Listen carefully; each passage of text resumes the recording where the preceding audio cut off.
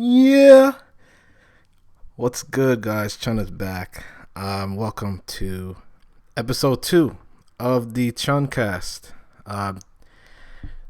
Today, I'm going to give a little bit of my gaming history. I'll do a little snippet on my 2-year anniversary on YouTube as of November 1st when I uploaded my very first video. I'll also touch on how I got into Pokemon, how I left, and how I got back into Pokemon later on. But yeah, 2 years on YouTube. I don't really want to go into the whole cliche of I didn't think I'd make it this far kind of thing. It's more like I didn't think I would make videos for this long. But I don't regret it in the least. Just watching other YouTubers like Xerxes, DMAC, Xenon, Shofu, and many, many others upload and narrate their videos got me wanting to do the same thing. And as far as that goes, I've accomplished that. So, yeah. Before I go into the gaming history thing, yes, there will be no battle this week. So that'll be coming next week, which I'll give you guys a little preview at the end of the Chuncast on the next few battles that are coming up, coming down the pipeline. But yes, my gaming history. Where should I start? I guess we could start from the best place, the beginning. I got my first console when I was 7. It was a Nintendo Entertainment System, better known as the NES. And I was hooked almost immediately, primarily because I was, just like a lot of other gamers, I was the kid that wasn't any good at any other sport that required your physical body at any level.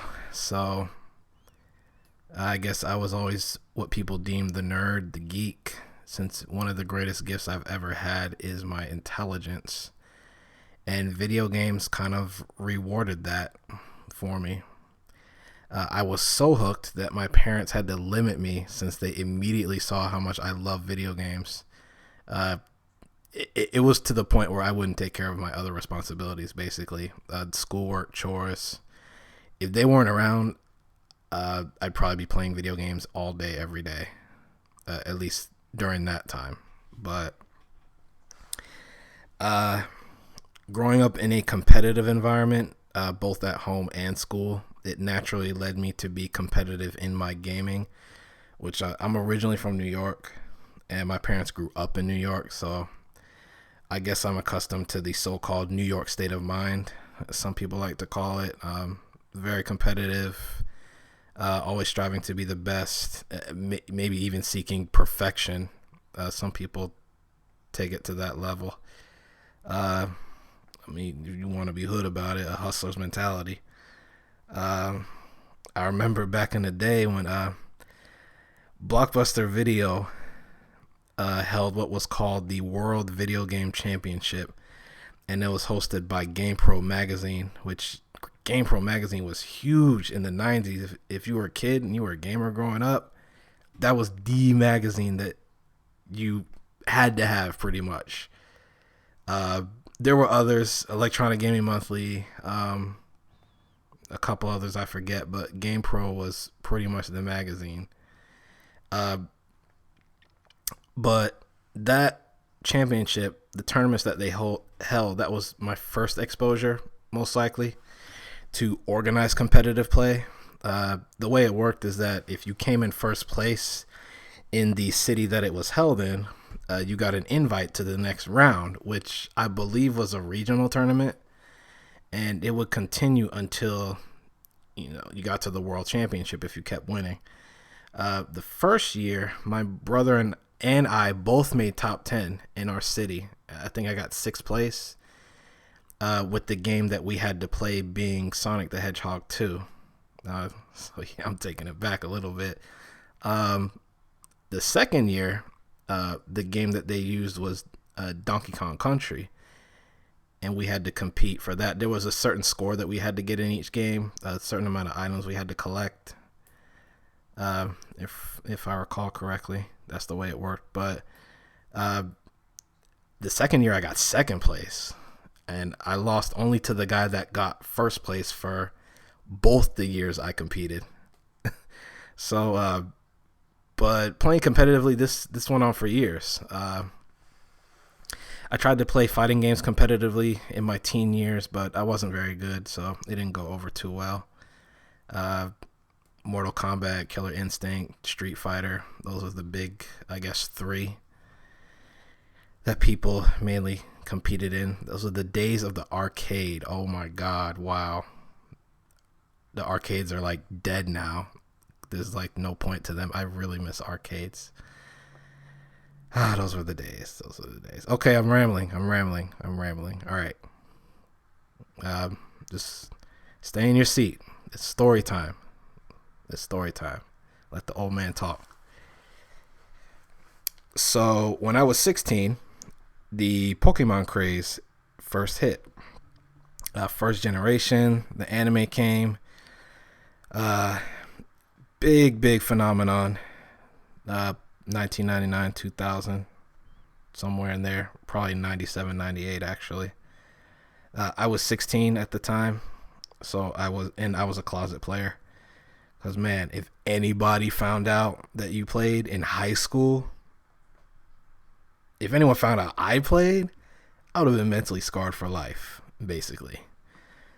It was seen as a kid's game, just like it is today. I got into the TCG, actually, which was my introduction to card games. And I really got hooked on the TCG, so much to the point that I stopped playing video games. Like, I didn't play video games anymore. Because I think around this time I was getting more into role-playing games, which my friend introduced to me when I was in junior high. Before that, basically, my gaming life, I guess, consisted of platformers and fighting games. That was all I played. But he got me into RPGs, and I was totally hooked on that. Final Fantasy, Chrono Trigger, the Breath of Fire series. Whoever's in there, I guess, early to mid-20s, they'll remember that. But probably some teens, too, if you guys are into old school games. But yeah. Stopped playing video games. I got into card games. I later quit the Pokemon TCG, and I got into Magic the Gathering. And I played Type 2 for a couple of years. What blocks did I play? Mass Block, Mercadian Mass Block, Odyssey Block. I think after Odyssey Block, I quit, actually. That was pretty much it, right at the end of it, of Odyssey Block. So later on, I was heavily into Dragon Ball Z. So Score Entertainment came out with a card game based on Dragon Ball Z, the Dragon Ball Z card game. And I had played all three at some competitive level. In the midst of this, I discovered the world of chat rooms. This was actually when I got into DBZ, the DBZ card game, IRC. I'd hang out there a lot. Really cool people on IRC that I got to hang out with. I later found out about gaming conventions where tournaments were being held. So I would go and compete. I have this really stupid story. A lot of these times when these conventions were going on, I never really told my parents about like me being into card games. They would see it. They'd see my collection and things like that, but I never really told them about it. So a lot of times I was pretty rebellious. So most of these conventions, I ended up running away to these conventions, like without even telling my parents. I would just leave and just be gone for an entire weekend. They wouldn't know where I am. almost an entire weekend anyway. So in in hindsight, I should have just told them where I was going, but I guess I thought they wouldn't understand, or they just wouldn't let me go, flat out. But yeah, this was all during my late teen years, early 20 years. I was still living at home at the time. But eventually I did quit card games after, between those three, I think I played card games for about 6 years. So I quit. I pretty much stopped gaming altogether. By this time I had a girlfriend. I was not in school, but I was working at the time. And I eventually moved out of my dad's house, who I was living with at the time, and I went to live with her for a little while. And then I moved back in with family. And by this time, I was engaged, and we got married soon after. And for years, I didn't play video games. I didn't play card games. I wasn't gaming at all. So I still had my old stuff as far as the cards were concerned. And once in a while, I'd whip out the binders that I had, just to see if I still, I guess, had it as far as building decks or what have you, but nothing too serious. And then I rediscovered Pokemon for the Nintendo DS, which it was a Christmas gift that I got one year. I think my mom got it for me when it first came out, actually. So I got it back in 2004. And I have the same DS. I've always used it. So I've had it for 8 years now. The only thing I ever had to do was change the battery one time, and that was after like 5 years or 6 even. So, but I was pretty frustrated because I had this Nintendo DS, and I only had one game for it for the first 2 years of owning it. And I saw Pokemon Platinum. I was in Blockbuster. I saw this huge banner for Pokemon Platinum that it was coming out, and I remembered having Pokemon Gold, which is the greatest Pokemon game ever. Like, even now, I don't care what anyone else says, Gold is the best game ever. I remember saying I wanted to get into Pokemon competitively, and this was way back during second generation. I was trying to get into it, the video game, competitively, but I never got the chance to do it since I'd basically just left the Pokemon, I guess, craze, because it pretty much ended at that point. And I'd moved on to TCGs. So I figured I had some unfinished business, and this was my chance to tie up that loose end. So I got hooked again for the first time in years, and it became something I would do to relieve the stress of everyday life. Quickly learned about breeding and EV training, and eventually built up quite a collection of pokes over time. I discovered Smogon around the same time, and I was there almost religiously whenever I had any type of internet connection, because my internet connection really was not solid a couple of years back. I remember that I always thought your Pokemon had to be level 100 even in 4th gen before you could Wi-Fi battle, just like it used to be in Gen 2. So for a few months, I wouldn't battle, and I would just breed. But thanks to YouTube, more specifically NBZ, corrected that notion. So I started making teams. I discovered the Smogon Tour just before its 9th season. I told myself I was not ready for it yet. But I did start competing in season 10, and I sucked horribly, starting a string of round 1 losses. But I was very determined to get better at the game. And the string of round 1 losses started ending around season 12, but by that time Black and White was out. And I did start getting better at team building.